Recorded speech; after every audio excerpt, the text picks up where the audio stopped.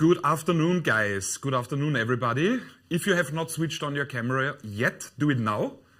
The reason is I don't want to check what you're doing, obviously, but I like the opportunity now to see your faces. Normally, I would teach this course in our aula, and I'm actually not used to seeing students so close, and I really like that. So by all means, do that. A couple of organizational things first. I have one small piece of almost complaint and all kinds of good news. Let's start with a complaint first.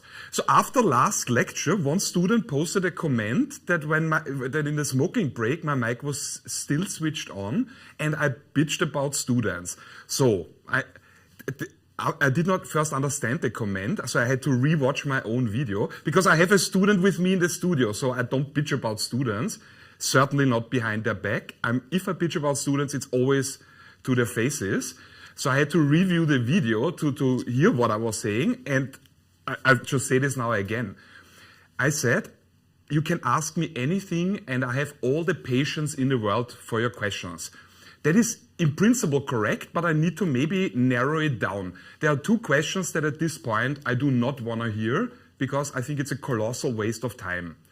I do not want to get any emails anymore about the book. I mean, you know which book to get. Plenty of students have successfully managed that. I think that cannot be that every day I get about 50 emails. What is the book we use? Where can I get it? Which edition? I mean, it's in a course manual, it's in the welcome video, it's in every single lecture by now. Celine has spoken about it. That is just not okay at this point. It's just a waste of time at this point. And the second thing, which is, I think, even worse, I know I'm pitching now to the wrong people because you're here, but I get also about 50 emails a day. Will the lectures be recorded? Yes, they are recorded. YouTube, boom. So if you, I mean, obviously I know, sorry guys, you know that they are recorded because you're here, but if you speak to other students, instead of hi, please say in the next week, did you know that all the videos are recorded and on YouTube? Please. Pitching done. The second thing, and there's a lot of good stuff. So the course that we are having is drawing a lot of attention within our school. So a lot of very influential people want to sit in and simply see how we do things. Because it seems like you have been speaking very positively about the course. And I've been speaking very positively about my students, so about you guys. And that I think the setup is working very well. So in the near future, we will have a director from the master drop in. We will have the academic director of IBA drop in. All because they want to learn how we do things with the idea of maybe this can be transferred to other courses. So I don't know how you feel about this. I say very often myself, I feel things within the university are very slow to change. That's probably true. And I'm sometimes a bit impatient.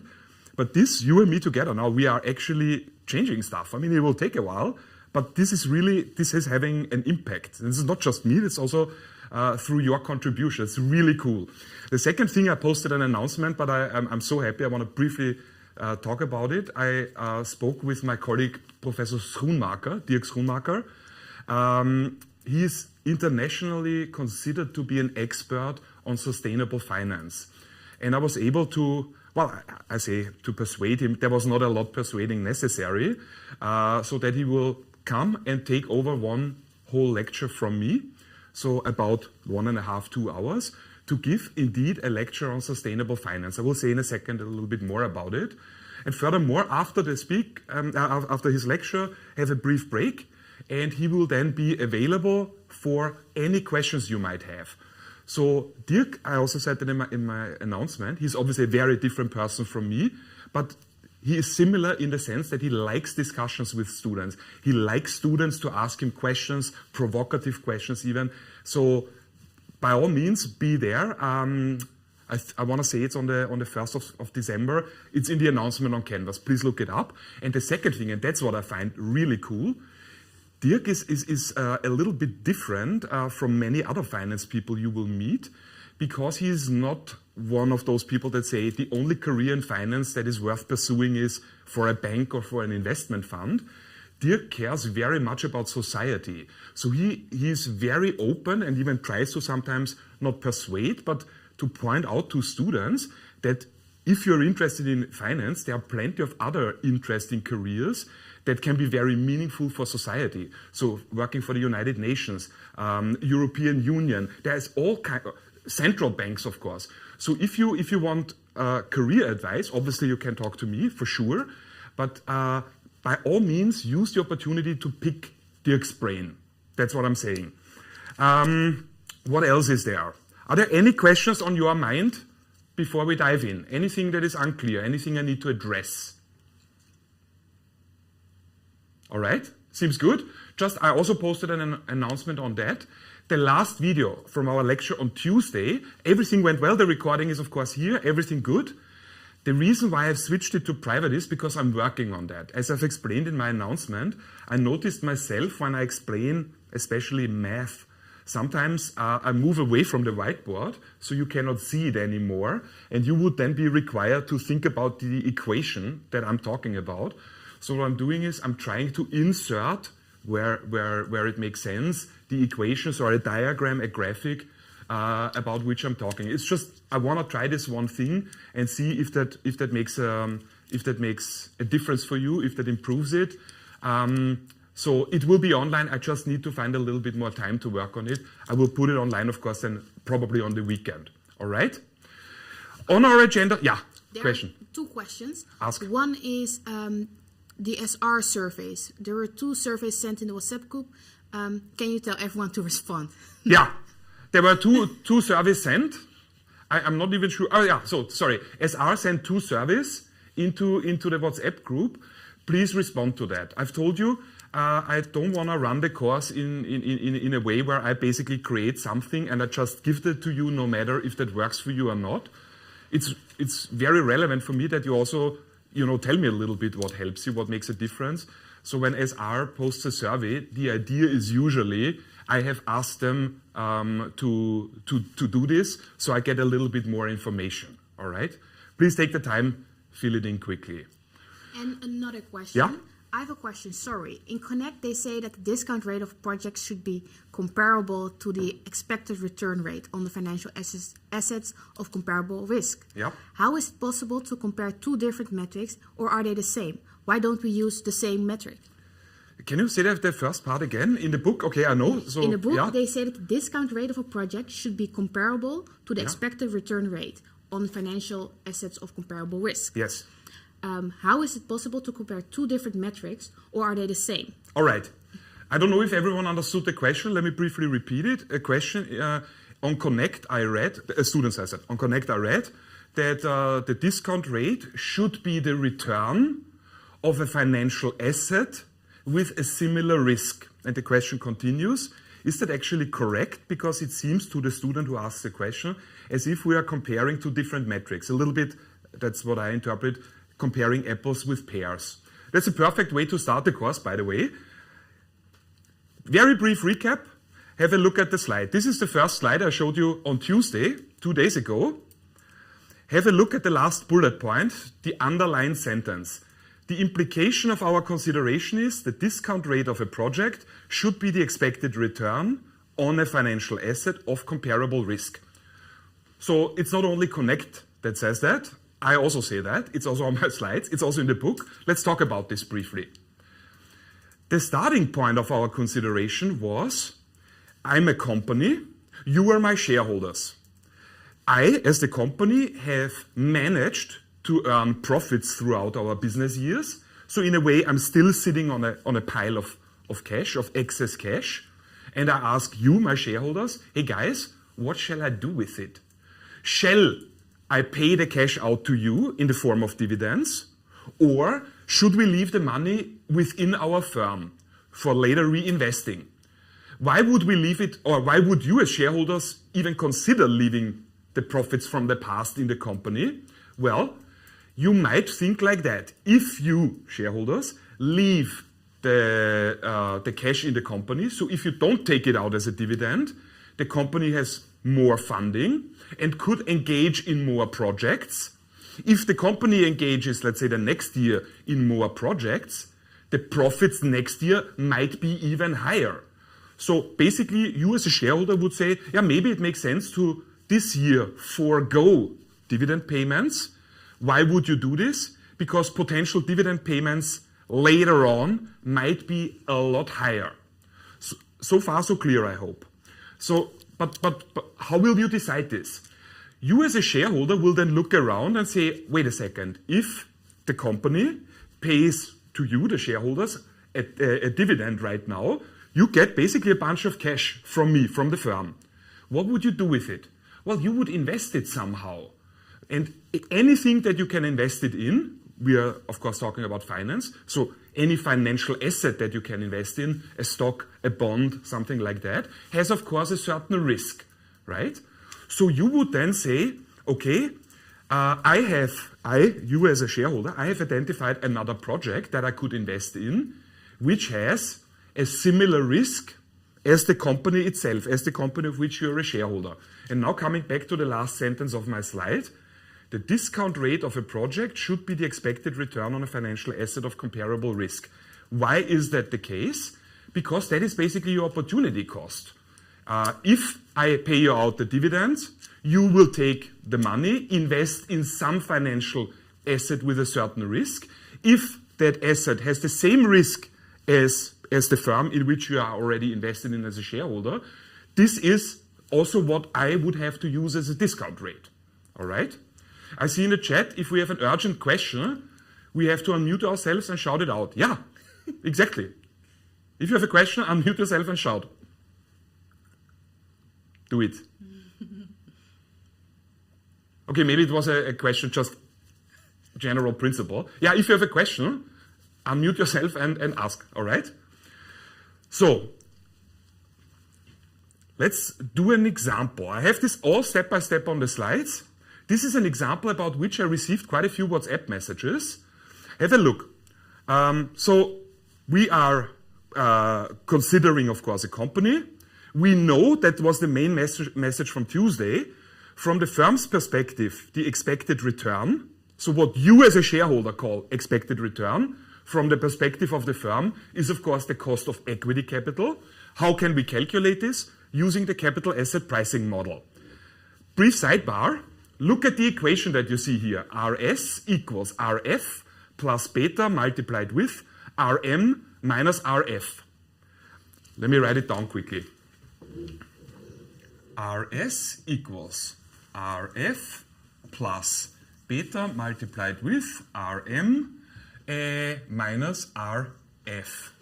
So this is the CAPM. When somebody talks about the CAPM, the capital asset pricing model, this thing is the model. Why do we call this a model? Because we are modeling one variable as dependent on all kinds of other so-called explanatory variables. I told you at the very beginning of the course, even in the refresher, finance has a reputation for being very difficult. And I don't really, there are difficult aspects, no question, but I think a lot of people overestimate the difficulty. And if you remember, the reason I think why a lot of people consider finance to be difficult is the weird language that we use. It's very often not consistent. Very often for the same concept, we have more than one word. So, like, for example, revenue, but it's the same as sales, as an example. Or net profit, net income, profit after tax. That's more or less all the same thing.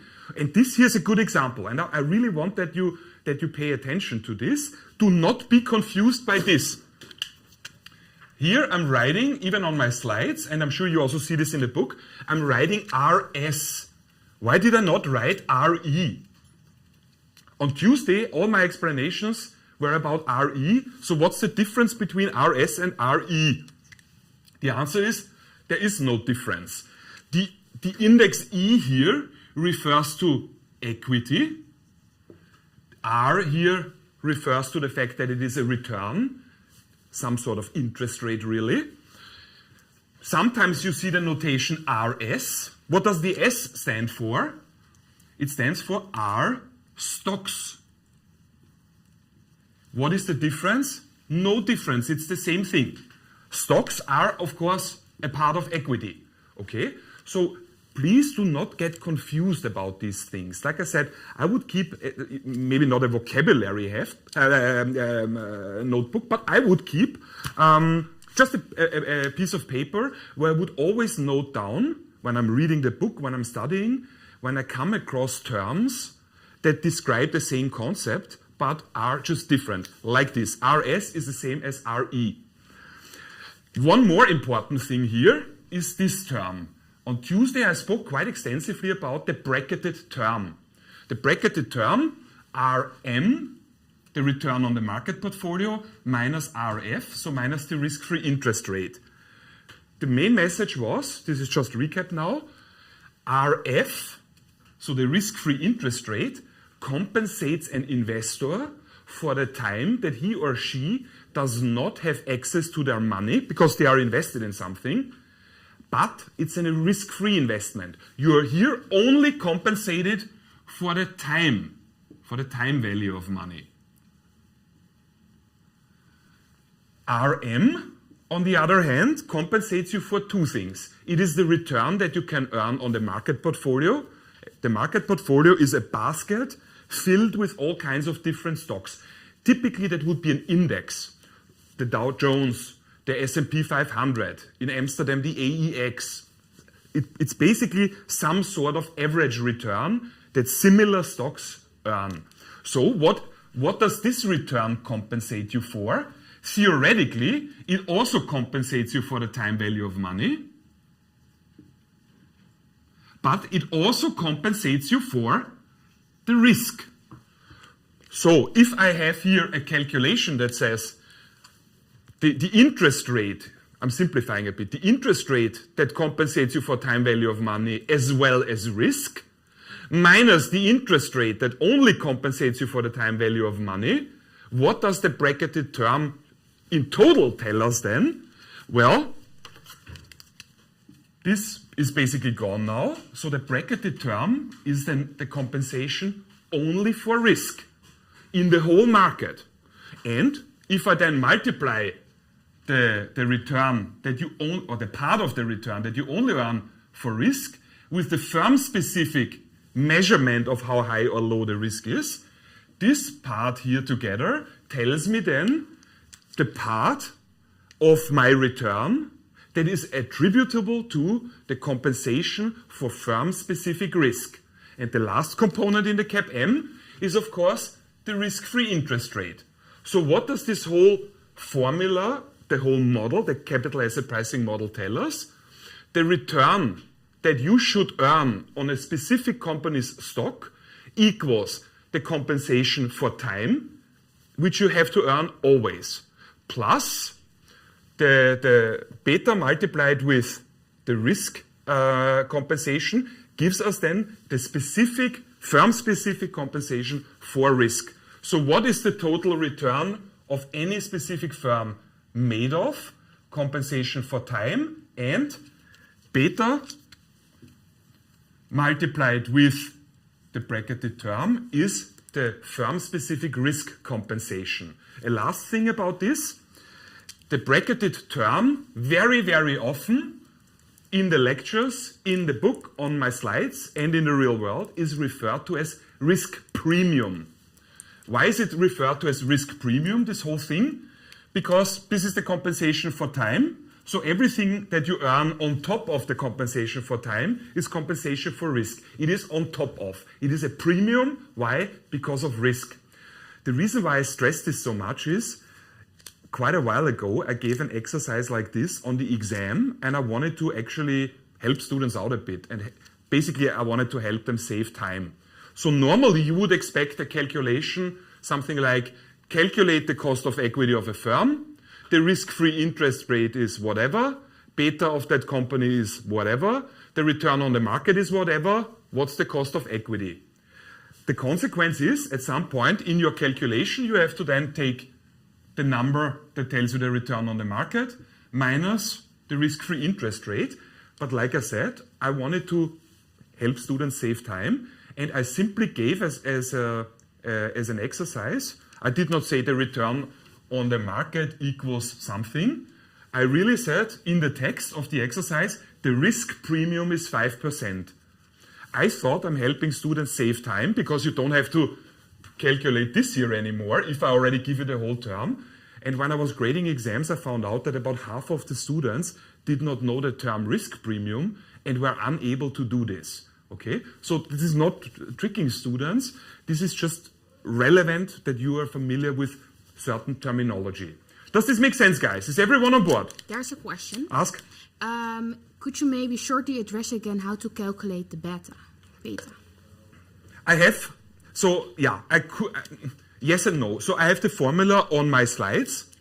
You are not required to do this on the exam. In the real world, I also want to explain why. In the real world, this is something you would always do with Excel, right? It's a sort of longer regression. I would never do this manually. That's complete. It's a complete absurd thought.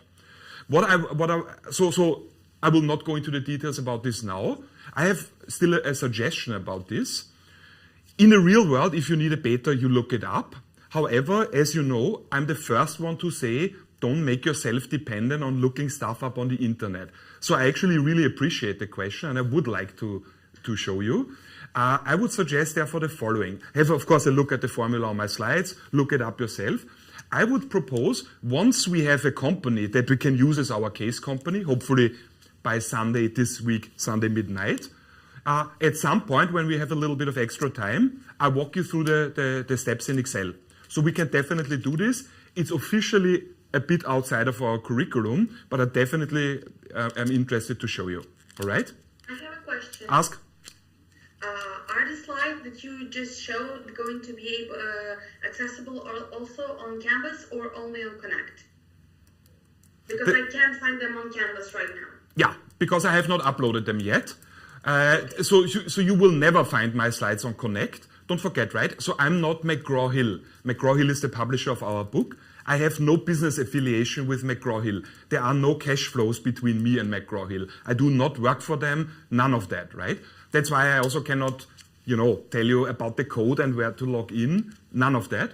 Connect belongs to McGraw-Hill. We just use their online space for your training structure. So, number one, you will never find my slides on Connect, never. My slides will go on Canvas. Okay, thank you. All right? I also, by the way, sorry, I also heard you when you said the other day you would like the PowerPoint slides before the lecture. I did not do this today because this is still a recap session from the first year. There's nothing, or there should be nothing new in there. But going forward, I will do this indeed. So you will have then on Canvas the structure, our weekly structure, and the PowerPoint slides. All right? Another question. Ask. Your slides say CAPM results is expected return, but didn't you say it's the required return? Yes, this is a very good point. This is really a game of language now. I myself would always say the CAPM calculates the required return. Why required? Because based on the given level of risk, as expressed by the firm-specific beta, this is the return that I require to earn for me to be willing to invest in that company. Therefore, I would call it required return.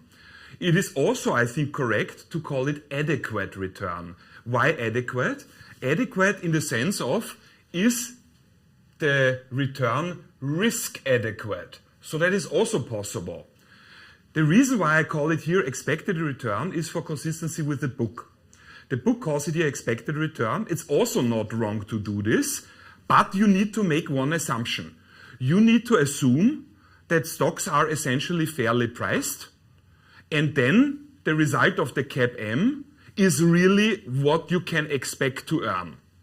Okay, so that's not the simplest setup anymore. There's already one assumption necessary. Expected return is only a valid way to put it if you assume that the stock is fairly priced. If it's overpriced or underpriced, that would not be correct. Last question. Please. The discount rate found for equity, will that be used for all equities? I don't understand. The discount rate for equity, what's that? Yeah. You mean the cost of, so not you, it's your... Yeah, I understand. Yeah, he said the discount rate on equity will be used for all project and final assets. Okay, I think I know in which direction the question goes, but this is what I have an exercise here, right? So let's just have a look at it. This is this calculation that I received, I don't know, maybe 20 WhatsApp messages about. I'm not complaining about this. I understand why you texted me about it, because there's a typo in the book. So the result in the book is wrong. So let's have a look. So we are looking here at a French bank. It's a real company, Société Générale. They have a beta of 2.05. Assume for now that the firm is 100% equity financed.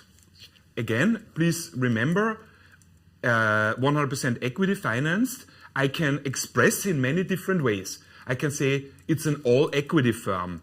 It's financed only with equity. It's a company that uses no debt. I could call it an unlevered company. It has no leverage. There are 5 different ways to express the same thought. The company has no debt. All assets are financed only with equity. Don't let this confuse you, okay? So the company is considering a number of expansion projects that will double its size.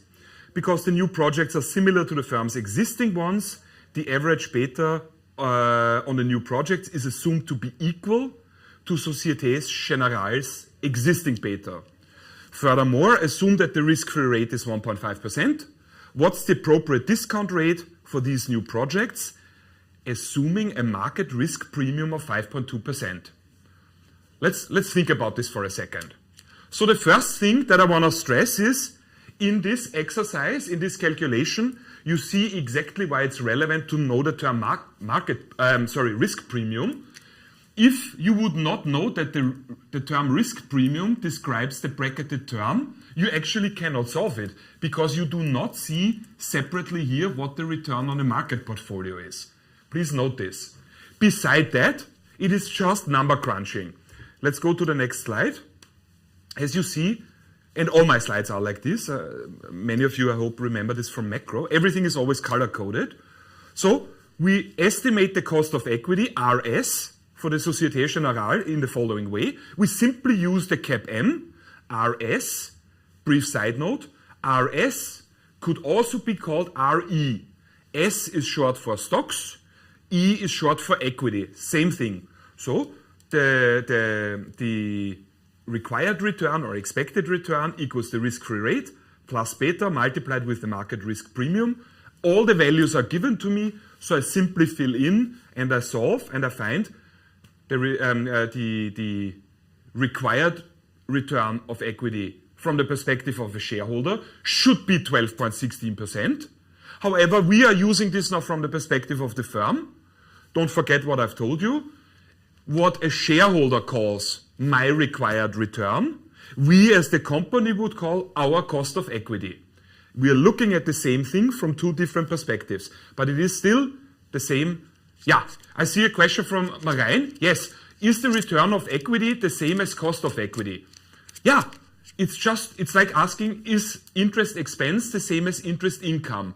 Yeah, numerically and conceptually, yes.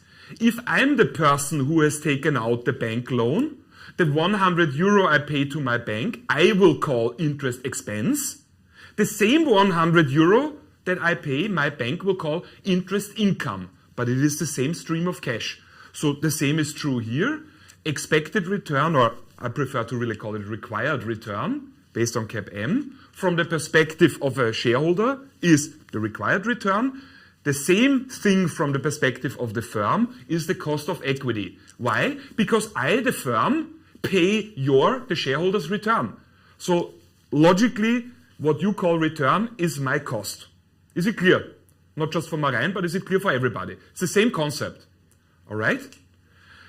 Brief side note here. I would very much like it when you practice exercises like this one, don't make it a purely mechanic exercise. Try to think a little bit about, does this make sense?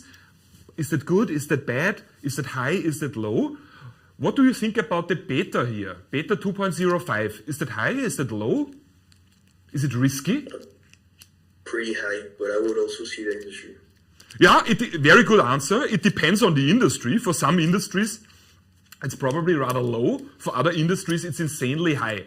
So if I would ask you, is it more risky than the market, as risky as the market, or less risky? What would you say? More risky. More risky.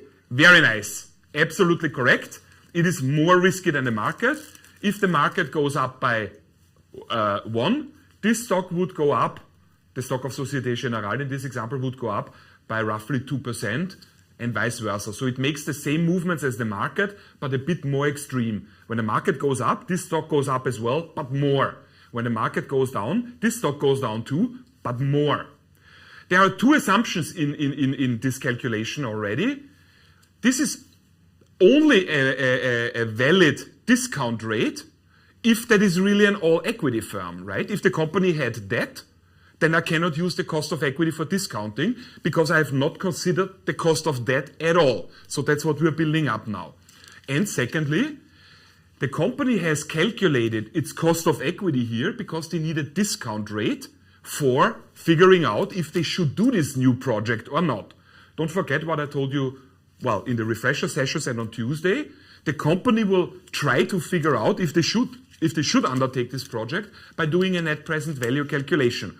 So by estimating the future cash flows and discounting them with the appropriate discount rate. It's an all-equity firm, so the cost of equity is the appropriate discount rate. In the WhatsApps that I've received about this question, the question was almost, in all cases, identical. Does this mean that the cost of equity is always the appropriate discount rate? Please make a note. The answer is no. This is only the appropriate discount rate if the company is all equity and has no debt. And, like I say here, the project that you're analyzing needs to have roughly the same risk as the whole firm. Otherwise, it would be completely wrong. I want to give an example about this. Imagine the following. Imagine you are my shareholders. I am a firm. Just to give you a bit of an idea what kind of firm I am. The product I'm producing is baby food. You know, food in glasses for babies. To be honest, I have no idea if that is I imagine it's a stable business. It's probably not very risky because there are always babies and in my experience they need to eat. Okay.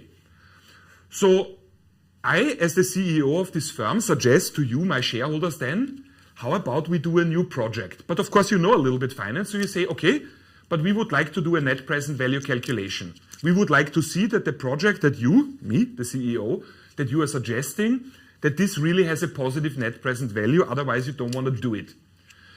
Okay, you know, of course, I need to estimate the future cash flows, meaning we need to then later on discount them. And at some point you will say, okay, dude, so what is this new project then? And I say, you know, baby food, it's kind of a boring business and the profit margin is very low. So I've been thinking maybe we should operate in a market where the profit margins are higher.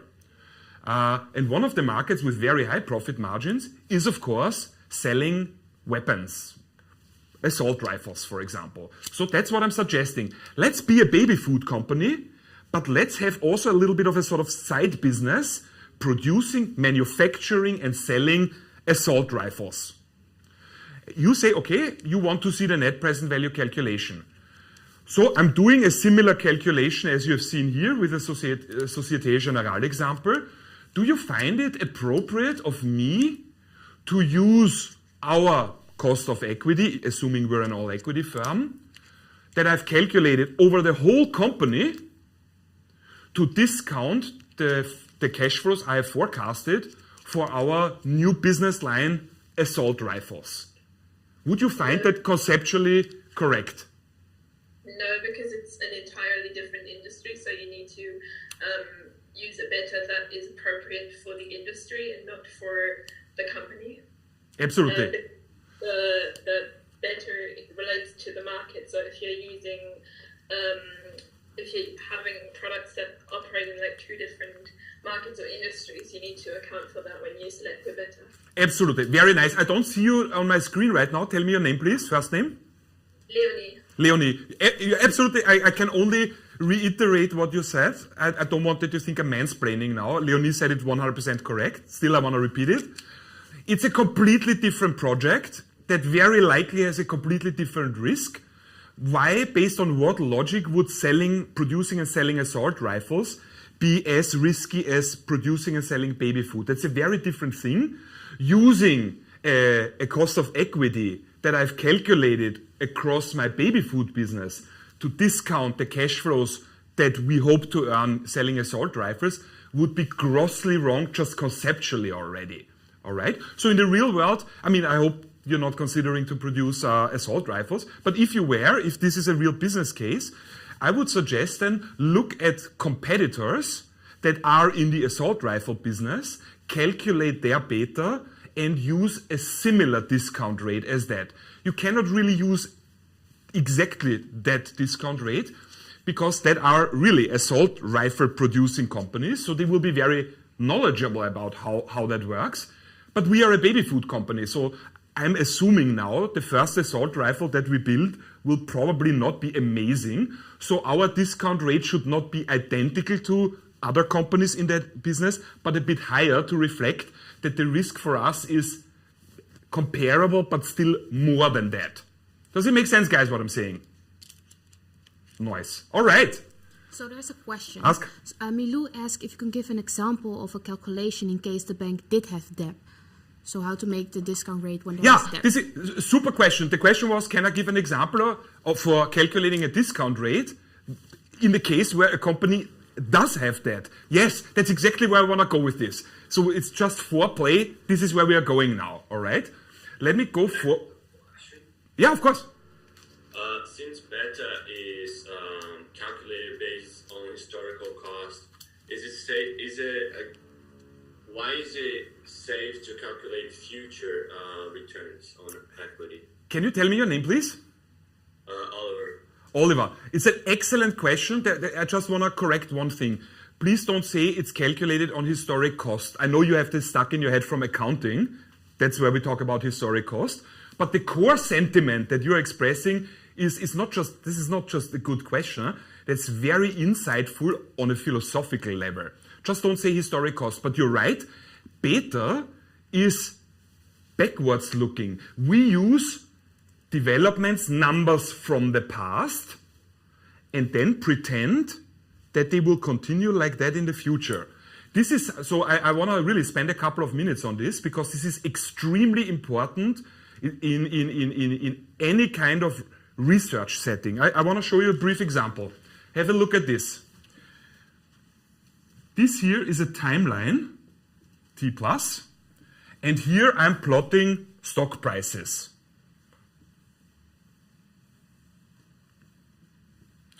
This is where we are today, so that point I call T0, and this is next year, so that is T1.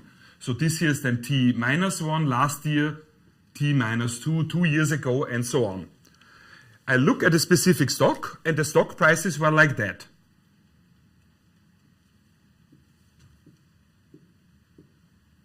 Something like this.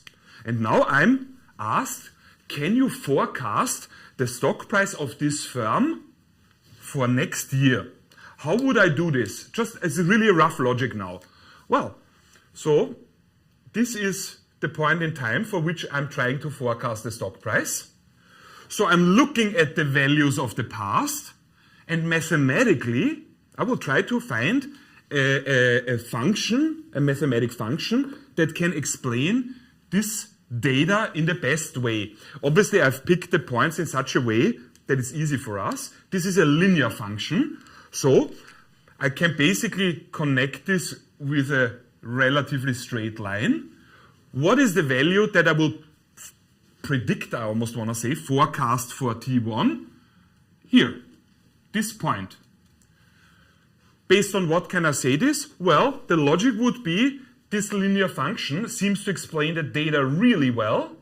So if this development continues, this is the stock price that I will predict.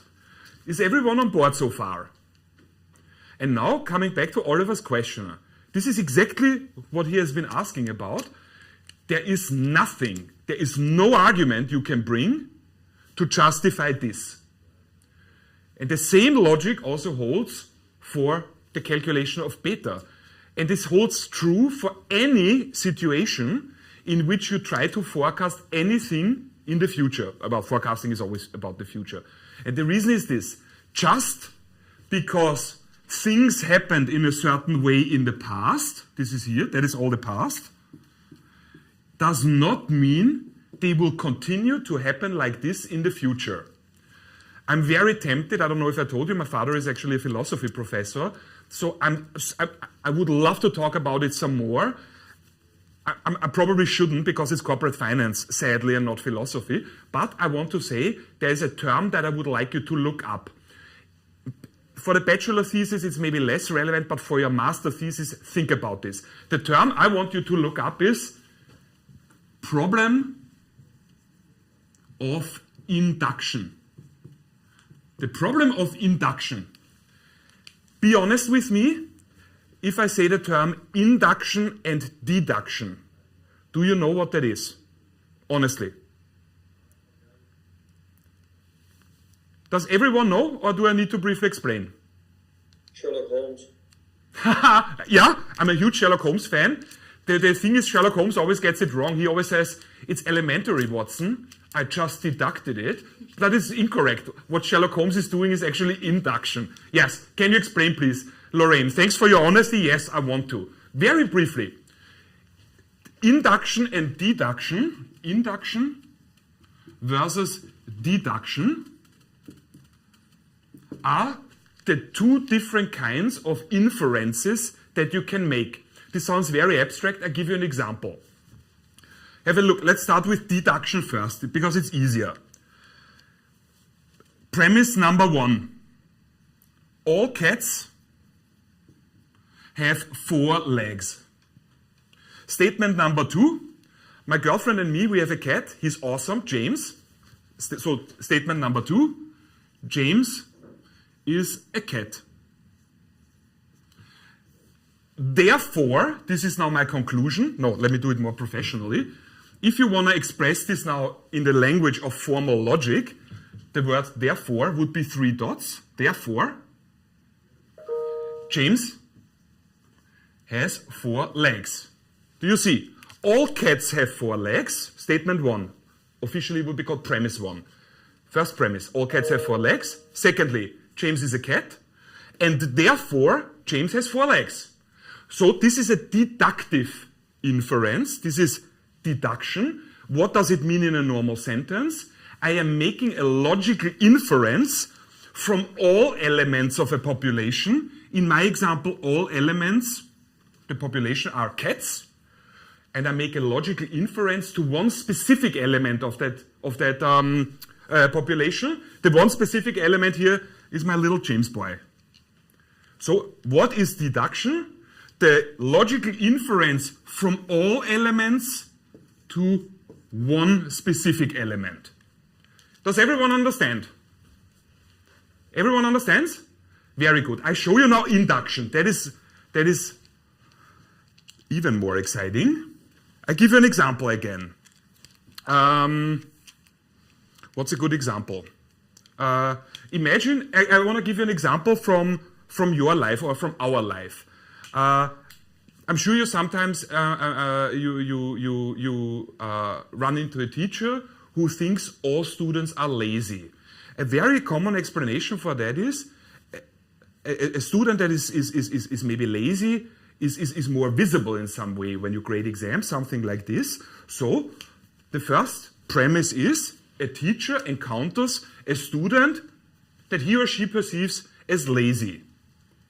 Just one student. One student, lazy. Okay. The second premise, or let me maybe jump even to the conclusion. The teacher that encounters one student or maybe 2 students concludes very often all students are lazy. Or to stick with my cat example, imagine I've never seen a cat before. I only know one. I only know Jamesy. So I would of course be aware that James is a cat. But since I've never seen a cat, I might say, well, there are other creatures just like Jamesy. Jamesy has 4 legs, so maybe all cats have 4 legs. So I might say, all cats have 4 legs. This is exactly this kind of logical inference. So induction, if I try to present this graphically, looks like this. It's the inference from one element to all elements of a population. Now, what is wrong with this? James, in my example with James James might be an outlier. Maybe he's a sort of mutant and he has 5 legs. So I might then end up thinking all cats have 5 legs. Or maybe James, he had an accident and he only has 3 legs. Based on inductive reasoning, I might end up thinking that all cats have 3 legs. The reason why I wanted to give you the lazy student example is very important. This inductive reasoning is the kind of reasoning people engage in that hold a lot of prejudices, stereotypes. I have, for example, this is not made up. Once a year, at least once a year, a student asks me when they realize that I'm Austrian, it's maybe a bit weird to ask you, but can I ask you, are you also a Nazi? Are you also a Nazi? Why? Because they have maybe encountered one Austrian who was extreme right-wing. So this is, of course, a prejudice. This is a stereotype. This is a very, very dangerous thing to do. Why do we have to deal with this? Because there are problems with both methods. Let's briefly talk about induction first. What's the problem of induction? Well, I already mentioned it. A conclusion that you reach in an inductive way can be easily wrong and very often is wrong. What is good about inductive reasoning? It is actually possible that this helps us expand our knowledge. Imagine I have not met all cats on the planet, but I have met 10 different cats. Based on the sample of 10 cats, all of them have 4 legs. If I then conclude all cats have 4 legs, first of all, it would be a correct inference. And secondly, I know now more than I did before. Initially, I had no idea how many legs a cat has. Now I really have found out something new. Good thing, bad thing about induction. With deduction, it's the other way around. What is good about deduction? A deductive inference is always correct, always, if your 2 premises are correct. If all cats really have 4 legs, and if James is indeed a cat, then James must have 4 legs. Clearly, this is not a complete example. I should be more accurate. Then it would have to say something like all healthy cats, because there are some cats that really have 3 legs, but they had an accident or some mutation or something like this. So a deductive inference is always correct, but it has a huge disadvantage. A deductive inference never expands our knowledge. How could it? The statement, Jamesy has 4 legs, is implied in the statement, all cats have 4 legs. So I'm just basically restating something that's already here. If James is really a cat, then the fact that he has 4 legs is already included here. So when you do research, any kind of research has to either be inductive in nature or deductive in nature. I find both incredibly interesting. I want to draw your attention to what Oliver pointed out absolutely correctly. With induction, you have to be super careful. The problem of induction is this: just because something happened in the past doesn't mean it will continue to happen in the future. How does that connect to my explanation here? This here are just a couple of data points. So I am making an inference here, not based on 10 cats, but on 10 stock prices. And I make an inference to something I don't know yet, this here. In my diagram, as you see, I have not even thought about what is this company even doing. Yeah, sorry, question. Isn't what you're referring to something along the lines of representativeness? Representativeness has to do with it. It's a bit of a sideshow. The representative, you probably refer to representative bias, is a bias that is rooted in an inductive misconception. All right? So long story short, sorry Oliver, long explanation. The answer to your question is, yeah, you're absolutely right. This kind of reasoning is not automatically correct.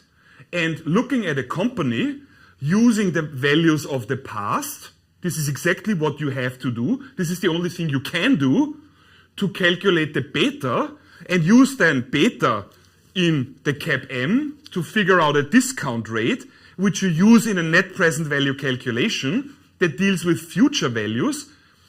This can be methodologically grossly wrong. Absolutely correct. I have a quick question. Yeah. This is regarding so we're looking at the future, right? But what if we already know that something's going to happen? So, for example, we're in a recession. Yeah. And we know that the company behaves a certain way in a recession. Could we, when we look at historical, data, should we look at the historical behavior of the company when it's in a recession, or should we look at the recent, historic? Interesting question. So first of all, I have to immediately respond with a counter question. Part of your thought experiment was, we know how the company will react. I fill this in now, you did not say it, but how would you know how the company will react in this situation? Because you have observed it in the past before, right? So then you do again an inductive inference by saying, well, in the last depression, the company reacted like this. So since we have a depression going on now, this is probably what they will do again. So that is already an inductive inference anyway. And also, please don't misunderstand me. This is very relevant. It's my job, I feel, as a scientist to point out methodological shortcomings. I'm not building up to a dramatic, almost like a magician's reveal by saying, this is all problematic, there are mistakes that you can make here and here and here, but behold, this is how you're supposed to do it, and this is the best method. That I cannot do this. This is just how basically reality works. You can only pick your poison. You can say, I try to learn something about reality using deductive inferences, then you will probably not make huge breakthroughs, but you will probably not very often go super wrong. Or you try to understand reality by developing inductive statements, but they are tainted by uncertainty. I have nothing that I can offer that is better than that, simply because that's how reality is. All right? So long story short, this is really important to comprehend, not only in the context of beta or stock prices, for any kind of research project and also for your personal life. Just because something happened in the past does not mean it will continue to happen like that in the future. A last example, I'm now 41 years old. Every morning when I wake up, every morning when I woke up, the sun was shining. In an inductive way, I could conclude that me getting up makes the sun shine. This is of course not the case. I might inductively make a second conclusion, which is even weirder. Every morning when I wake up, the sun is shining. I might, in an inductive way, conclude that I'm immortal and will live forever. Because in the past, whenever in the past I woke up, I was actually alive. I've never woken up once in my life being dead. So in an inductive way, I might conclude, oh, I probably am immortal. Obviously, this is obviously grossly wrong. But the reason why I give you this example is, in this example, we can easily see it. When you do a very sophisticated research project involving foreign exchange rates, interest rates, and so on, this might not be that obvious. So please, if you want to, especially if you think about doing a master, have a look about problem of induction. The philosopher who is associated with this phrase is one of my favorites, David Hume. Mr. Hume. All right? Guys, shall we have a 10-minute break? And then we wrap up with capital asset pricing, with WACC. All right? 10 minutes? Perfect. See you in a bit. Super.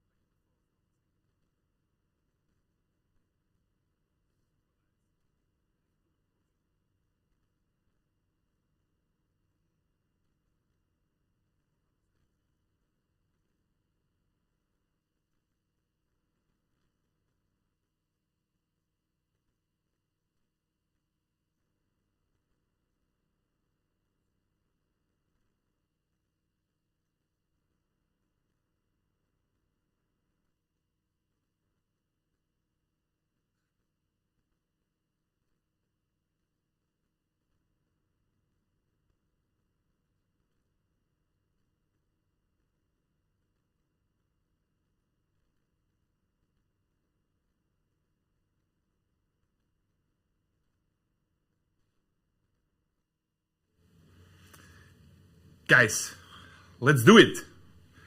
Let's do the final important step. That is basically the question that has been asked now several times in the chat. You're muted. Oh, what? Oh, wait. No. You got time. Do you hear me? You're right. Yeah. Noise. Sorry, I don't know.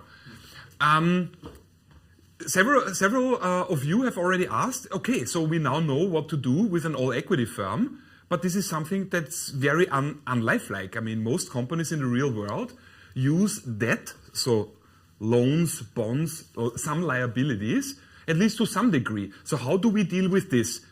The official way would be we calculate a risk-appropriate discount rate, which is called WACC. WACC is short for weighted average cost of capital. As always, simply because I need something to attach my finance theory to, I need a balance sheet. There's nothing new here. You've seen this a million times by now. Assets, liabilities, and owner's equity. This is all the stuff that belongs to the firm. This here is debt, so money that the company has to pay back. This here is equity, so money that belongs to the company itself. Both balance sheet sides have to be equal, of course. Okay, what is now the risk-appropriate discount rate if we have a company that is not all equity, but it's a company that indeed uses debt? First of all, terminology. This is very easy to get confused. I am talking now about a company that has in its capital structure, don't forget, capital structure is the proportion of debt to equity. This is a company that has a capital structure that consists of both debt as well as equity. What is then the risk-appropriate discount rate? I'll give you a brief example. Let's say the cost of debt is 2%. Let's say furthermore, the cost of equity is 4%. Then, in applying what seems to be very simple logic, I would then say, okay, well, the company has both debt as well as equity, so the whole cost of capital, so not only considering debt and not only considering equity, but both together, the cost of capital is then some sort of average. 2% plus 4% is 6%, divided by 2 gives me an average cost of capital of 3%. This is, we already discussed this a little bit in one of the refresher sessions. This is only correct in one specific situation. Tell me, I want to hear from you. When would this calculation be correct? If equity and debt is the same? Yeah, I already see people in the chat, 50-50, absolutely correct. Roland? And when there's no taxes involved. And, very good, who said that? Tell me your name. Anna. Yeah, absolutely correct. And assuming that we live in a world without taxes, excellent. Very good input. However, in the real world, most companies will not have 50% debt, 50% equity. It will be probably differ to some degree. That's why we are not calculating an average cost of capital. That's what I did here. We need a weighted average cost of capital, meaning we need to consider the weights. Weight is just semi-complicated sounding term for we need to consider the proportion, how much debt multiplied with the cost of debt, how much equity multiplied with the cost of equity. So I can already set this up. Have a look at my slides. Again, I will walk you through it. Please do not panic. We go through it step by step.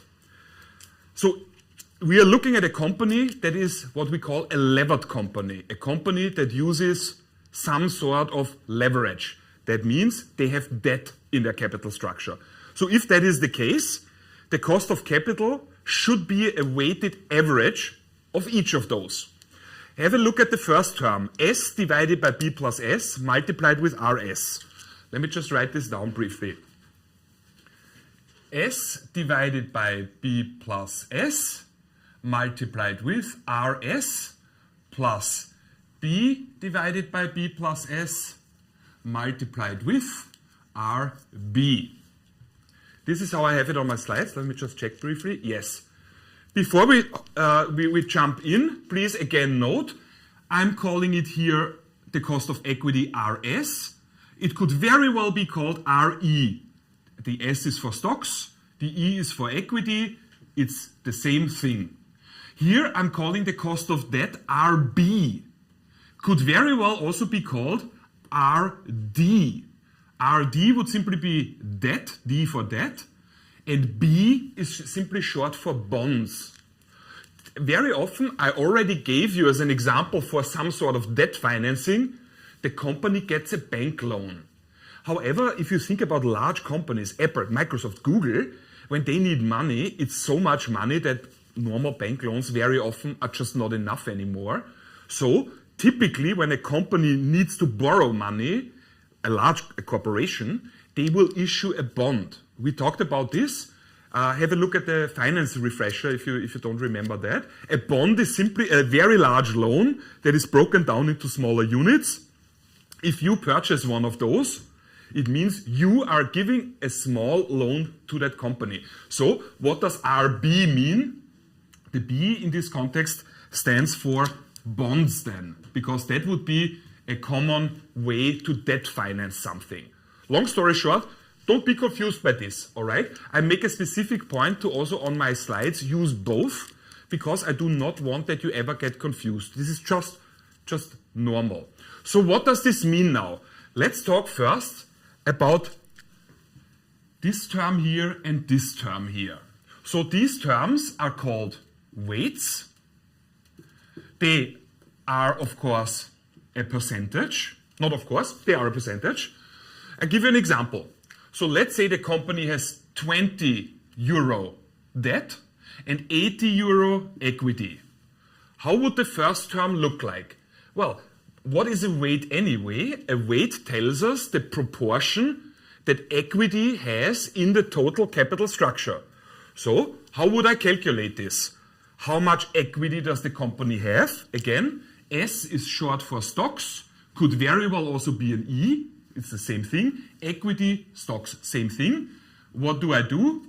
I know the number. I look it up in the balance sheet. So I will have 80 divided by, well, B plus S, that's short for bonds plus stocks, could very well be written as D plus E. So for debt plus equity, still the same thing. Please don't be confused. So how much debt does the company have? 20 euro. Plus, how much equity does it have? 80. So, times the cost of equity, 4%, plus. And this is now the other weight. That is the weight that debt has in the capital structure. So the proportion of debt to the total capital. So, B could very well be also called D divided by B plus S is short for bonds plus stocks. It's simply the same thing as D plus E. That are synonyms. It's the same thing. So again, I simply look it up. How much debt does the company have? 20 divided by how much debt does the company have? 20 plus how much equity does the company have? 80 multiplied with the cost of debt, 2%. Whoop. Again, yeah. To calculate the cost of debt, what would be the formula? How do you calculate that? Because right now it's given, but sometimes you do something. Sometimes you need to do something. Yeah, sometimes you need to do something. So I already said before, I mean, you can look this up, right? If it's a bond is a loan contract in the broadest sense, so there will be an interest rate. If you wanna know more about this, mathematically speaking, if it's a company where all the debt is financed using bonds, it would not simply be the interest rate you pay on the bond, but what you would calculate is called yield to maturity, YTM. It's something I never ask my students to calculate themselves. And the reason is very simple. Mathematically speaking, the yield to maturity is a calculation, is an equation that you can only solve with trial and error. There is no other way. So in the real world, if you ever calculate the yield to maturity, this is a perfect Excel exercise. But I don't practice this with you manually because it's completely unlifelike. There's no sense to that. But this is the answer to your question. If you really want to do it 100% correct, you would not simply use the interest rate you find on the bond. You would calculate the yield to maturity. I have I have a question. Ask Julia. I think we do have to calculate this in the workshop questions. Maybe I'm wrong, but we have to calculate the cost of debt from a bond and the and the cost of equity from the data. I mean, you have to calculate the cost of equity. We're talking about cost of debt, though. Like I said, if you calculate the yield to maturity, it is a trial and error exercise. It's possible that Celine will do this anyway with you in the workshops in Excel. If not, towards the end of the course, I can easily show you. I actually, specifically for students that struggle with the yield to maturity, I have a separate... Whoa. Florian, I'm so sorry, but there's these like 3 people who are super distracting and are making really inappropriate jokes on the comment section. Like, it's actually not okay, but okay, I'm just saying. Let me see. Yeah. Like, they keep saying, like, and it's like...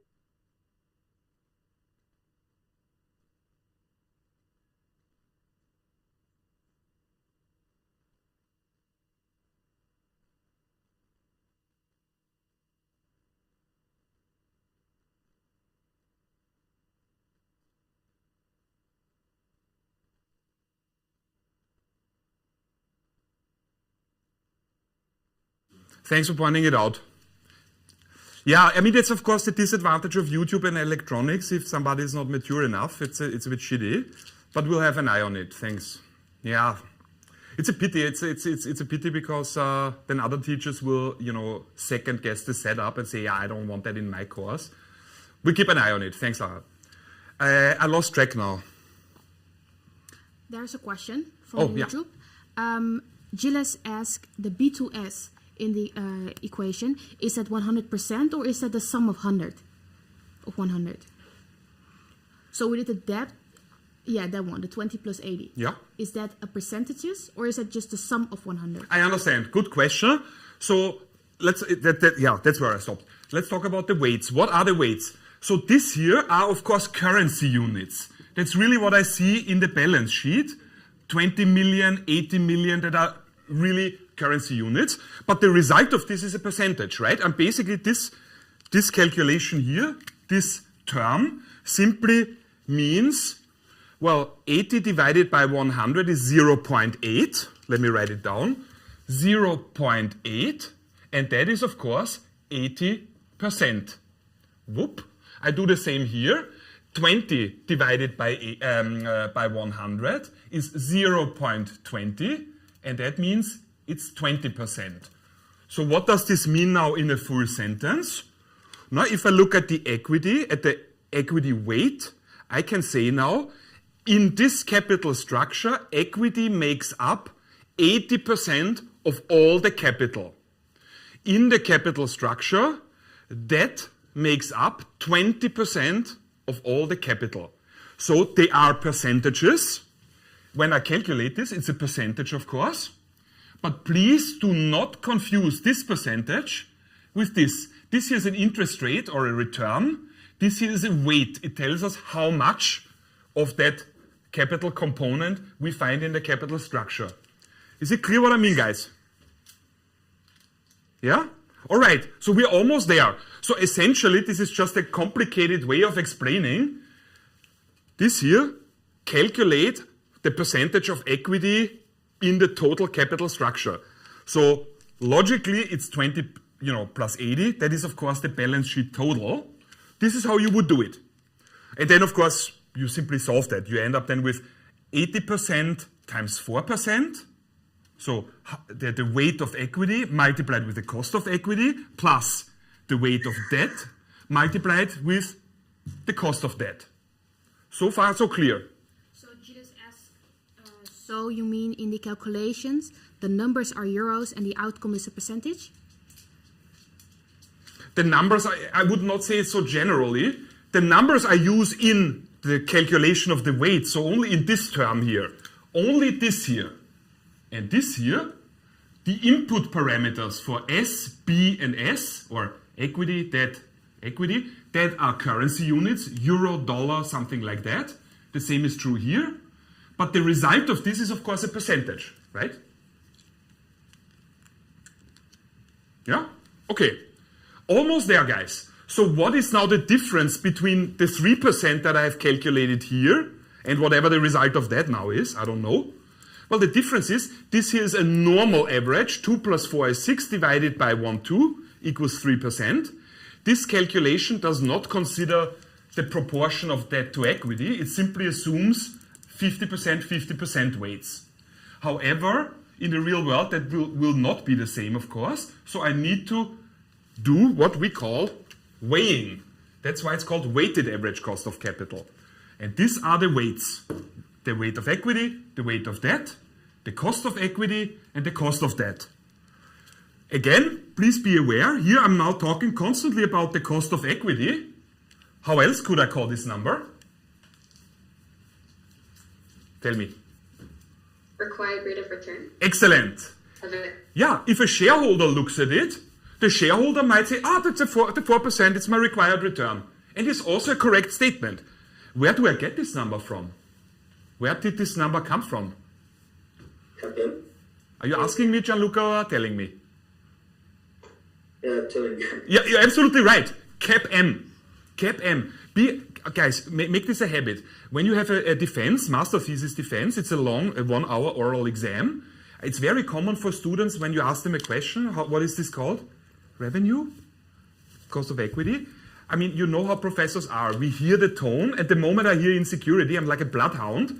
Oh, then tell me some more about the cost of equity. And already you're in a conversation you don't want to have. So make up your mind, think about what you want to say, and then even if you say, I'm not 100% sure, stand by it, all right? Okay, so we're almost there. There's one thing that one of you already pointed out before. There's one thing missing here, taxes. There's only one ingredient missing and we're there. We have to consider what is called tax deductibility. I show you very quickly what that means. I need for that purpose an income statement. I will just quickly invent one and it will be heavily stylized. So I will simplify a lot just so I can make my point. So this is an income statement here. I have revenue minus expenses equals a profit before tax minus tax, let's say it's a tax rate of 25%, equals a profit after tax or a net income. What does tax deductibility mean now? Tax deductibility means that you are sometimes for certain expenses allowed to include them here. Why is that relevant? I give you an example for something that's kind of an expense that you are not allowed to include here, dividends. Dividends, if a company pays dividends, you cannot book them into a normal expense. Dividends you pay here, out of your net income. All right? So, what am I saying? Imagine you take out a bank loan. So you want to finance something, you're a company, you want to finance assets. Imagine you finance these assets with equity. How do you compensate your shareholders for basically helping you with capital? Well, they get a dividend typically. However, if you say, I don't finance with equity, I finance using debt, this is different now. If you finance with debt, you are legally required to pay interest, from your perspective, interest expenses, from the perspective of your bank, interest income, to your bank, who has given you the loan. So, if you were financing your assets with equity, at some point you would have to pay dividends to your shareholders, but that happens after you paid taxes, right? So your tax payment would not be affected in any way. Tax has already been deducted. If, however, you go for debt financing, you have to pay a certain interest expense. interest expenses are real expenses that are included here. So you would book interest expenses minus interest expenses here, and therefore, the higher your interest expenses are, let's say your revenue is unchanged, stable, but because you use now increased debt, more debt financing, your interest expenses will go up. What will happen to your profit before tax? It will go down. Why is this relevant? Because the profit before tax is the number, the basis for calculating how much corporate tax we have to pay. So if the profit before tax is lower, it will result in a lower tax payment, and this will result in a higher net income. Whereas if I use equity financing, I am not allowed to include dividends here, meaning the profit before tax will be higher, meaning this is our basis for calculating the taxes, so our tax payment will be higher. How will this affect our net income? It will be lower. Is this clear, guys? What I'm saying is this. Awesome. Really good. If you understand, this is really good, guys. This is not trivial anymore. It means, give me a sec. If you are a company and you use debt financing instead of equity financing, you enjoy a huge advantage. How will this advantage manifest? How will it show? That the advantage will be in the form of lower tax payments. So do you want to take an educated guess how this advantage therefore is called in corporate finance? Tax shield. I already see it. Jordan said it absolutely correctly. This is called tax shield. Why? Because the use of debt in your capital structure, logically, more debt in my capital structure results in higher interest expenses. Higher interest expenses result in a lower profit before tax. This is the number on which I calculate our corporate tax. So if the profit before tax is lower, our tax expense is lower, and therefore our net income is higher. Let me rephrase this. The use of debt, to some degree, shields you from tax payments or from higher tax payments. That's why we call this phenomenon tax shield. Is everyone on board? Super nice, guys. Question. Ask. Is it relative or absolutely higher, the net income? Because you also have more expenses because of the interest, which will lower your taxes, but will, at the end, will your net income actually be higher or relatively higher to your profit before taxes? I think it's an excellent question. I already noticed with all of you guys, you ask a lot of questions that are on our agenda. That's but a little bit down the road, so we need to build up to that. So I can promise we will answer this. Don't forget, capital structure, so considerations of the right side of the balance sheet, debt to equity, is on our agenda for 5 weeks, okay? So I will show you that in all detail. I don't want to rush it though, because some of you are already mentally there and immediately want to fast forward, but there are many students and I don't want to lose anybody, okay? So I want to promise we will address this in great detail, just not yet, okay? Another question from Prins. He's asking, so is this also the way governments are encouraging companies to use debt finance in companies? Is this a way? Yes, you're absolutely right. This is a way how a government can encourage companies to use more debt financing. Imagine I'm a government and I want to discourage debt financing. How can I do this? Simply, quote unquote, simply change the tax law. And I could then make a statement in the tax law that says, from now on, interest expenses are not tax deductible anymore. That means you would not be allowed to book them here. You still have to pay them. So how can you pay them? You would have to pay them out of your net income, so they would be then here. And then, of course, there is no tax shield anymore. And then companies would have less of an incentive to use debt financing. Absolutely correct. Yeah. Yeah. Nico also asks, so do you consider inflation rate as well as the discount rate, for the discount rate? Do I consider the inflation rate in the discount rate? I'm guessing, Nico, you ask about in the context of a net present value calculation. Am I right? Yes. Yeah.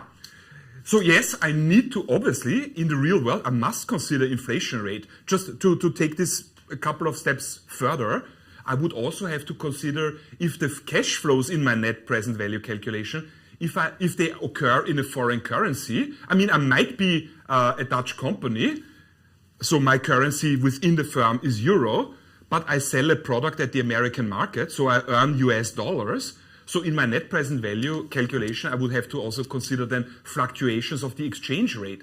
So in a real net present value calculation, I will incorporate all of that. Absolutely. Certainly inflation, no question about it. Yeah. There are different ways. You could, just to give a bit more, you can incorporate the inflation rate either by adjusting your cash flows so that you calculate in your net present value calculation with real cash flows rather than nominal cash flows. So that would be a real cash flow is calculated as nominal cash flow minus inflation. Or you could include the inflation rate in the discount rate. Both is possible. So this is why you're studying for the perfect combination between debt and equity? And at what point is the use of debt no more beneficial than using own equity? At what point is the use of equity more beneficial than the use of debt? So one thing I wanna make very clear is this is what half of our course is about. How should the perfect capital structure be? So is it better to be all equity, to have a lot of debt? How is that? So in the real world, you will see it's different for every company. Wait a second, do we have some technical issue? No, we are all good. It's not me, it's you. So it's different for every company, but there's one thing that I already want to stress here.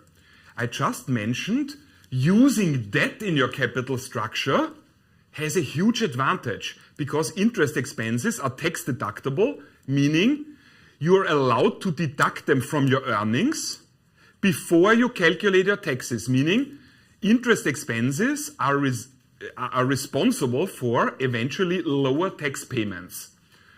If that were a 100% correct statement, which kind of capital structures only would you expect to see in the real world then?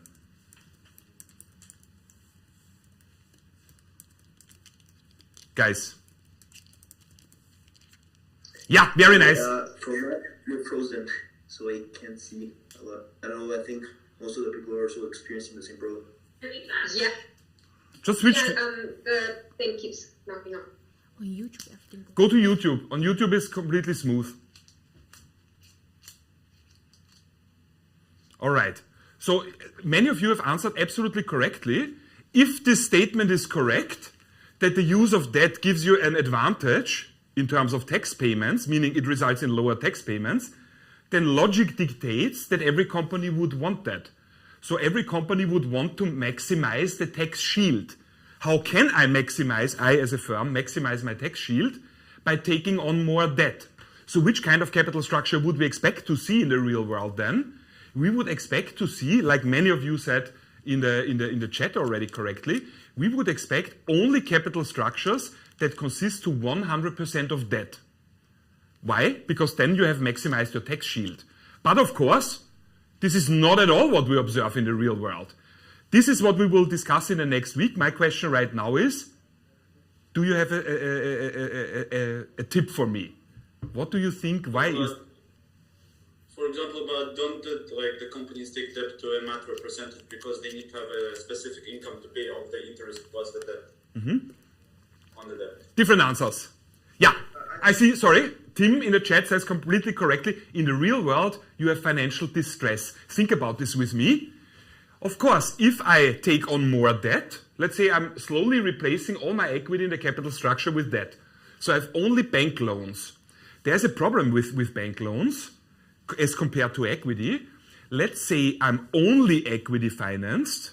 If in 1 year the company has a loss, I do not have to pay my shareholders, you guys, anything because you're only entitled to receive a part of the profit. If there is no profit, you're not entitled to receive anything. How is that if I were 100% debt financed and I make a loss? I always have to pay interest expenses, no exception. So the moment I would then be 100% debt financed and I make a loss, I mean, I'm that close to bankruptcy already.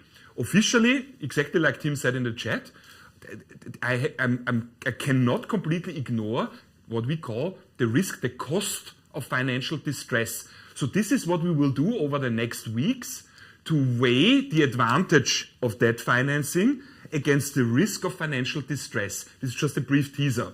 And we're almost done, guys. I just want to finish now my slide here. This is the WACC. Marcel, give me my slides. Yeah, thanks. So have a look. All of this we have discussed by now. So the first line, you see S divided by B plus S. That is our weight of equity. How much equity does the firm have in its capital structure? Again, the result of the whole term will be a percentage. It's not an interest rate, it is a weight. It tells us how much equity as a percentage we have in our capital structure. Multiplied with the cost of equity, RS, also known as RE, plus B divided by B plus S is of course the weight of debt, multiplied with RB, that's the cost of debt. Okay, of course we do not know RS, so we do not know our cost of equity. This is what we have to calculate. You see the blue term here, that is of course our CAPM. That's why we need the CAPM. And last but not least, the last logical step is what I've just explained. Payments on debt, so interest expenses, are tax deductible and they cause a certain advantage, the so-called tax shield. And I simply need to include this. It's very easy. I include it in the form of this bracketed term, 1 minus TC. TC is the corporate tax rate. So if you look at the whole green term, RB, so the cost of debt, multiplied with 1 minus TC, this whole term is referred to as the after-tax cost of debt. I have... add something? Bibi, shoot. But what is the part that we've just been doing with like filling the B and the S and everything? Which part of the WACC is it in?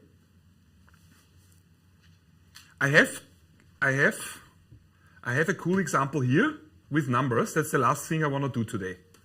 So, okay. So yeah, we are there. All right.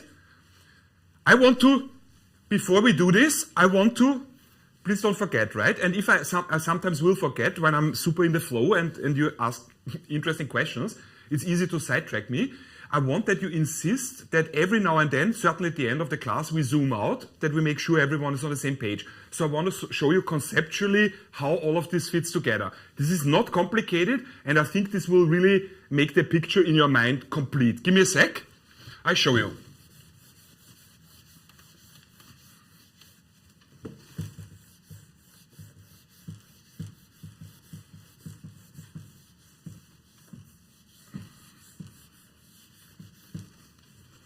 Okay, so I want to approach it now from the sort of real life perspective. We are a company, we are all directors, and we're discussing, there's this growth opportunity, we have the opportunity to undertake a specific project.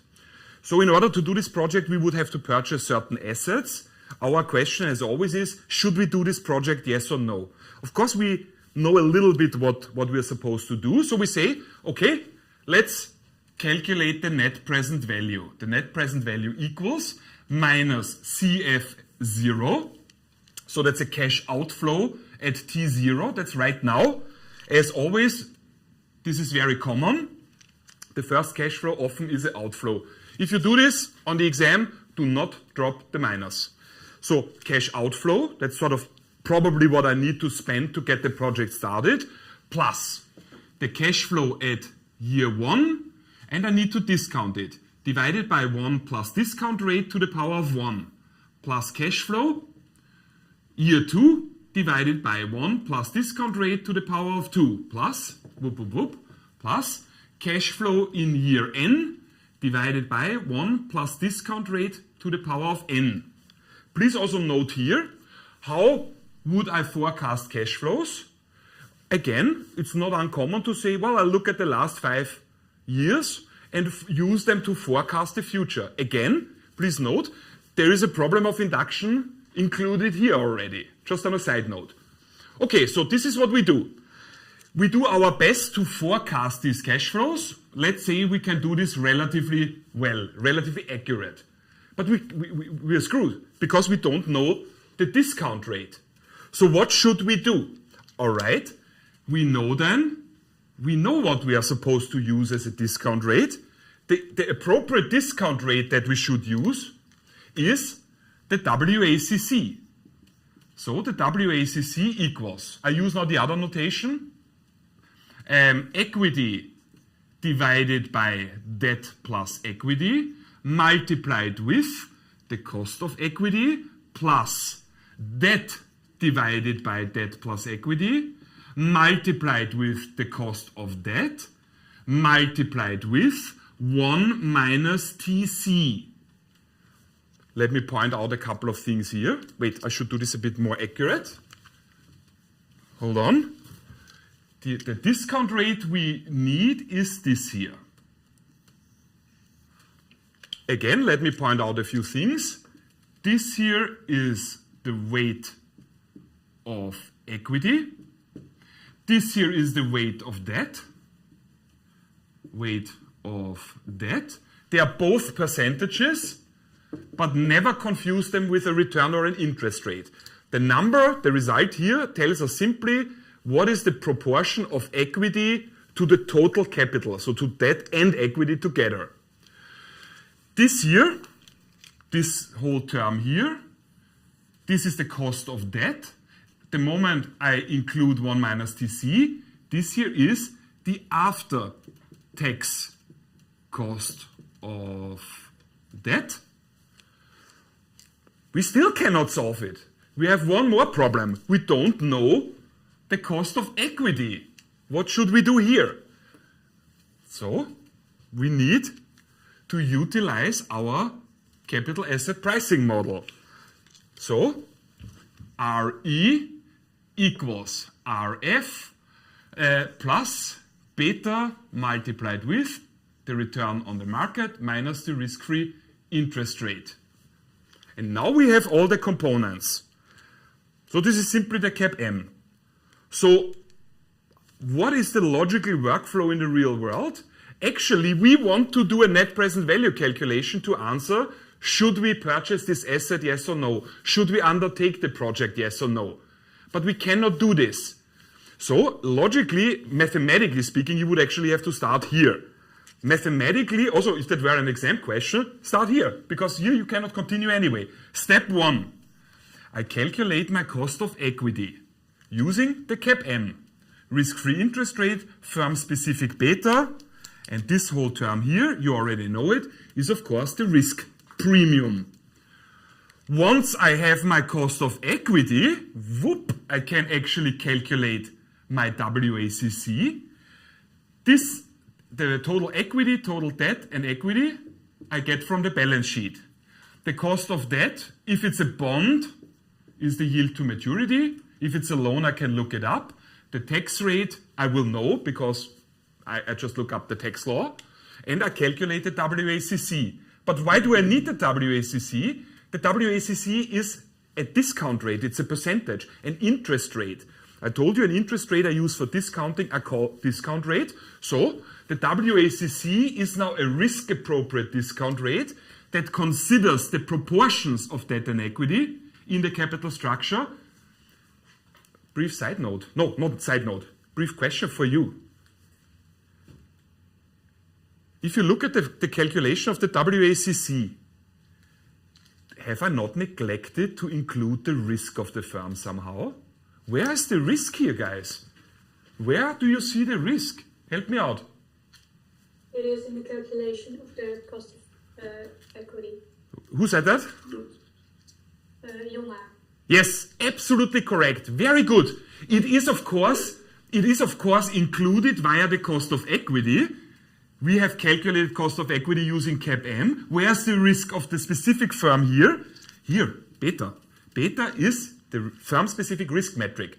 So we calculate the cost of equity, which factors in the risk, and the general level, by the way, of interest rates and market performance. We know from the balance sheet how much equity and how much debt a firm uses. We know from the CAPM the cost of equity. The cost of debt we can either look up or calculate using Excel. The tax rate we can look up in the tax law. If we are then indeed able to forecast relatively accurately with reasonable confidence our cash flows, we have all the ingredients. So I could replace this whole calculation. Instead of R, I should actually write, like it's officially done, R and with the index WACC. That is the risk-appropriate discount rate. Question? Ask. So when would it be appropriate to use the beta of the industry and the firm-specific beta? Because you can use either, no? I would never say you can use either of them. I have no general answer for that, right? So if you are a complete, let's say you and me get together, let's say we both like computers a bit, and in my Zolder, you and me start, playing around with whatever, IT consoles, trying to invent something. And then you and me say, yeah, let's do a net present value calculation for the value of our business. And then we say, which other company is working with computers a bit? And then we would say, well, isn't Apple doing that? Let's use Apple's beta. But I mean, you and me together screwing around, in my garage with some pseudo inventions. I mean, that's not comparable to what Apple is doing, right? So we cannot simply then take that beta of Apple for us. I would, in the real world, use the beta of the industry for a company that is not listed. Imagine everything, by the way, the course is called corporate finance. So we're talking about corporations, and corporations are firms whose equity is publicly listed, so whose stocks are traded, where there is a stock price. But how would I do this if I'm looking at a company that is privately held? There is no stock price then, and that means you cannot calculate a beta. So then, as a workaround, you could use the beta of the industry, but you would have to adjust it massively, because every company is different. If you simply use an industry average beta for one specific firm, that could be completely wrong. There would be some adjustment required. If your follow-up question then is, okay, what kind of adjustment? I again have to say, there is no rule on that. So that is not an accurate science. We don't know this, right? Don't forget, we're talking about stuff happening in the future. So again, we are stuck with the problem of induction. But a starting point would be the industry.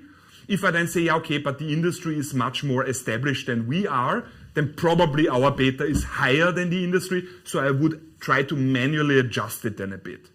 Florian, yeah. We got several questions. Ask. If you could maybe explain the 1 minus TC once again shortly. Mm-hmm. What does it do? And what does it do?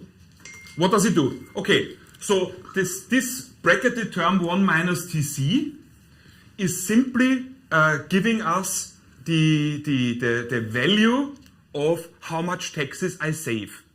So you can play this out numerically with an income statement, include the interest expense once and then the second time not, and see how much you have really saved in terms of tax payments, and you will find it is this 1 minus TC. It's the tax shield. If I take the cost of debt and multiply it with 1 minus TC, I get the after tax cost of debt. So this would be the cost of debt, and I have here already considered that it helps me save taxes. This is the mathematic way to do it. I said I have a last example that I want to show you, because I mean this is just pure theory. I want to show you how it works. I have a slide here, as you can see, cooking recipe, how to calculate the WACC.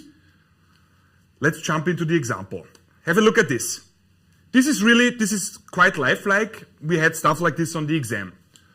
We are looking at a company that has both a current as well as a target debt to equity ratio of 0.6, a cost of debt of 15.15%, cost of equity of 20%, the tax rate is 34%, And we furthermore imagine now the company wants to undertake a warehouse renovation.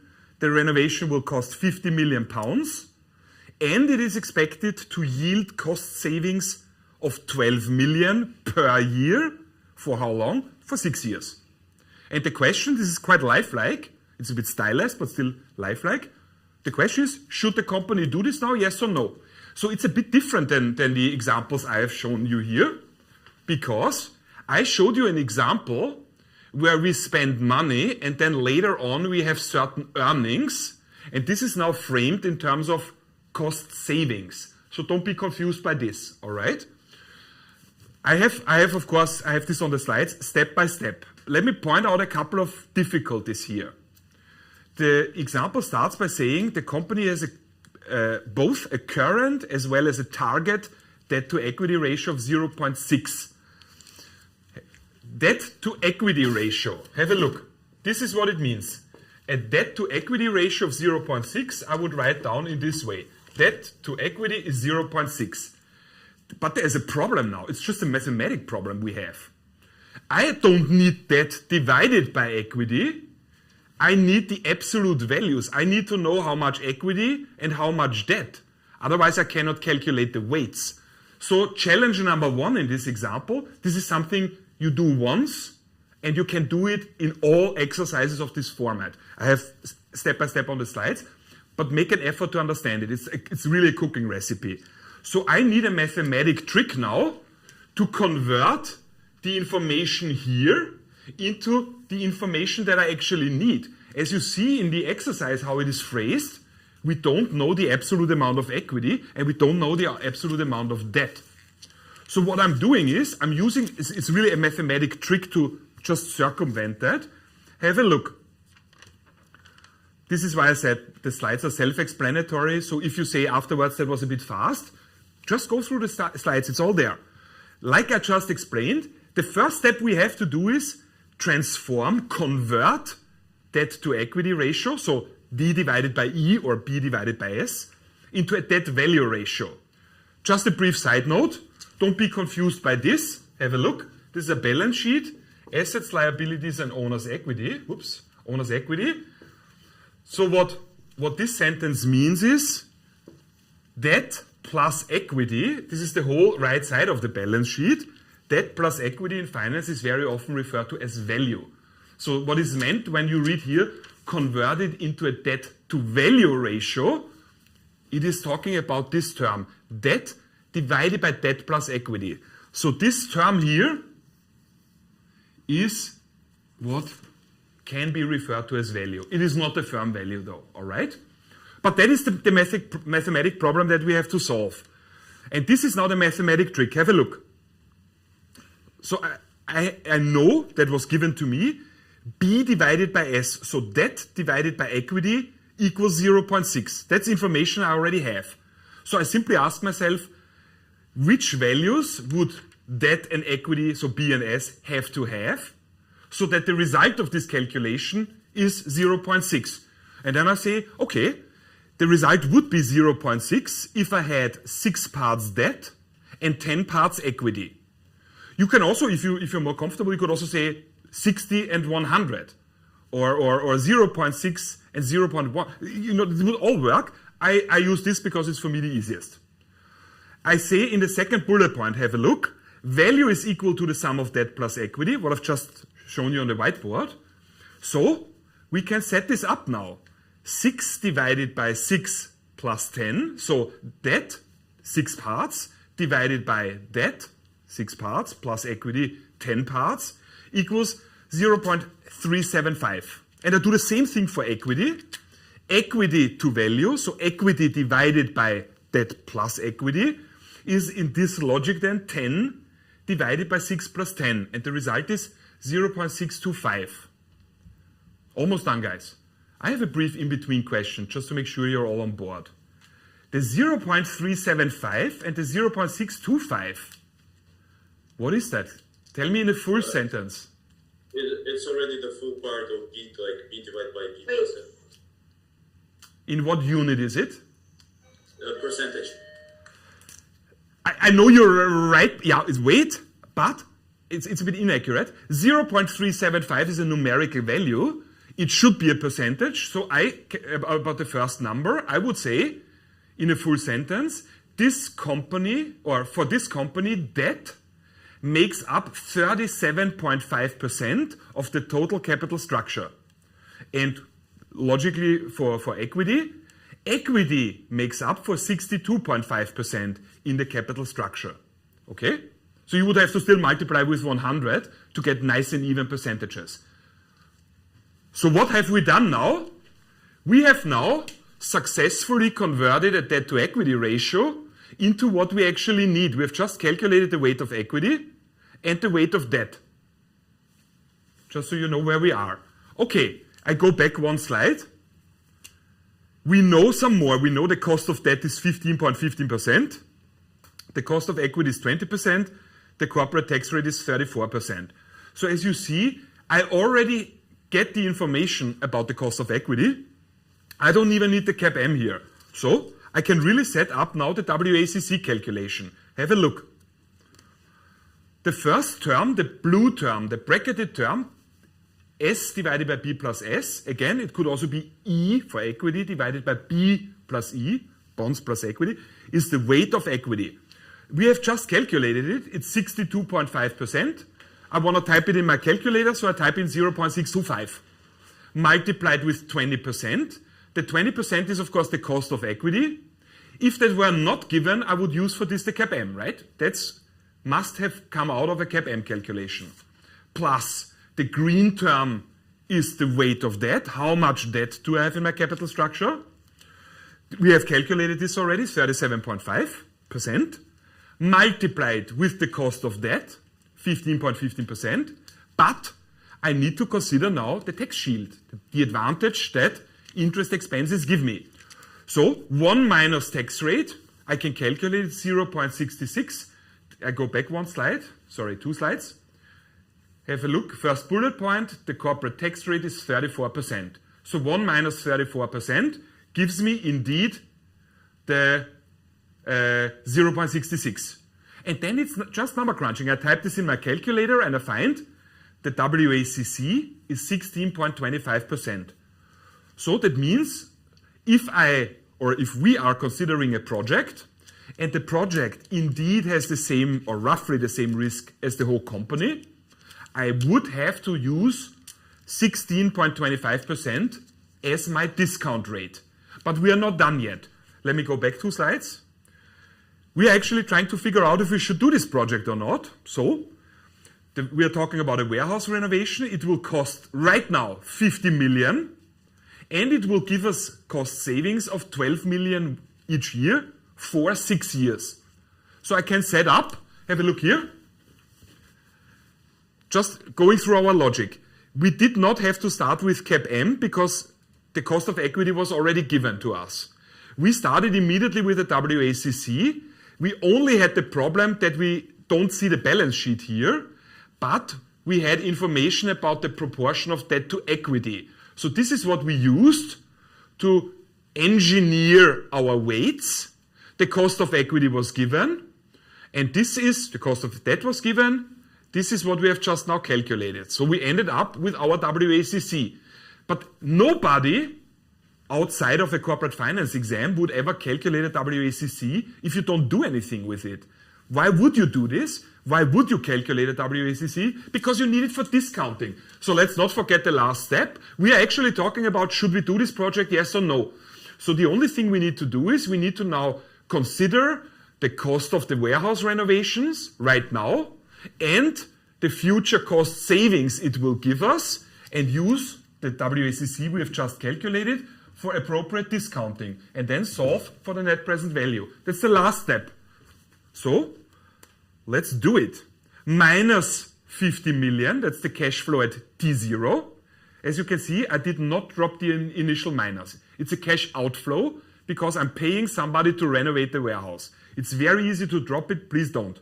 And then, since what this renovation will do for me is it will help me save costs. How much? 12 million each year. So 12 million divided by 1 plus firm-specific discount rate, which is the WACC. And I simply set this up. As you see, 12 million for 6 years. I solve this and the net present value is minus 6 point something. Should I do the project, yes or no? The answer is, of course, obviously not, because the net present value of the project is negative, and if I undertake a project with a negative net present value, it means I'm engaging in something that's destroying firm value. So, by the way, in the real world, I can conceive of situations where you might actually do negative net present values.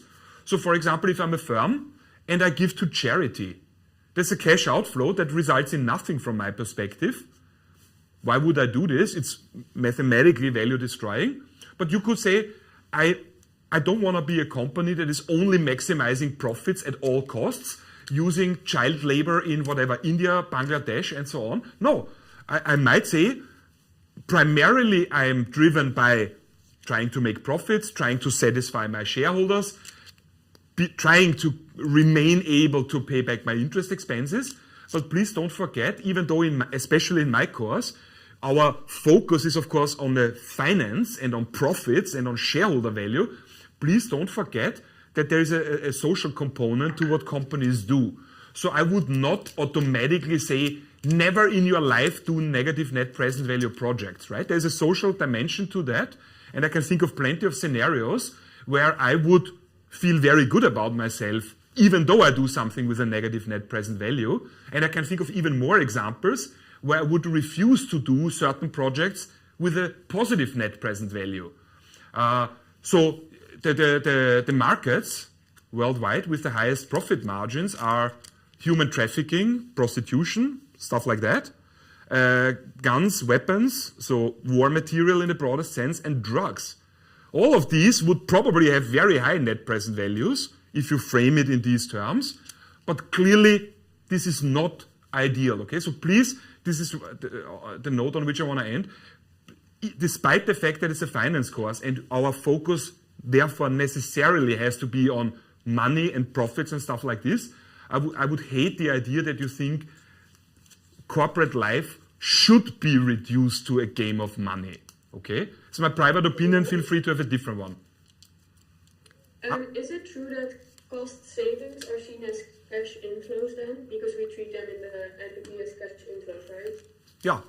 I mean, the term that you want to Google is opportunity costs. If I do not have to pay the 12 million that we are saving here each year, that's clearly money that is now then available for other stuff. Right? Do we also use WACC to discount the bonds, like the debt part? I don't understand the question. We use WACC when the company is financed like both by debt and equity, yeah?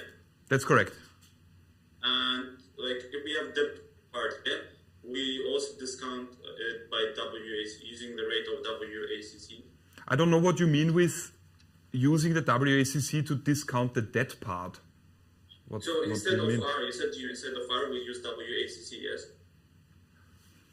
I really don't know what you mean. You mean this R here? Yeah.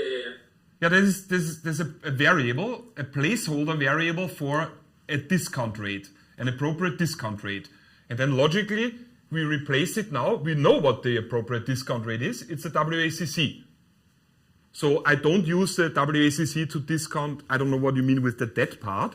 I use the WACC as a discount rate in discounting any future cash flows that might occur in my company. That's what it refers to. Make sense? Yes, no? I take it as a yes. May I ask another question? It's just a really fast one. Yeah, last question. Last question. So like the risk-free rate, is it also could be like treasury bills, or what are the other words used in questions just to refer to the risk-free rate?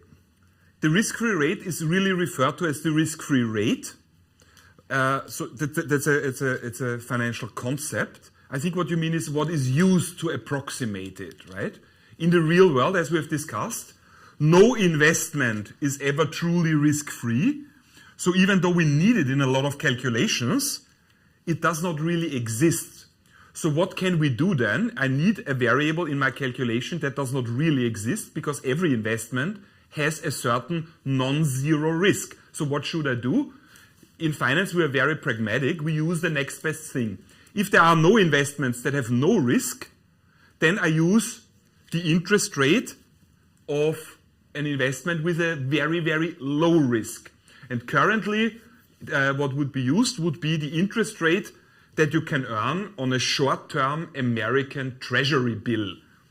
Treasury bill, also called T-bills, that are short-term American bonds. But again, please note, this is also not risk-free. We just use it as an approximation. And we are living in the age of, or at least for another week or so, in the age where Trump is president. And Trump has said repeatedly on camera, on the record, other countries go bankrupt. Why should the United States not also say we go bankrupt and don't pay what we owe somebody else?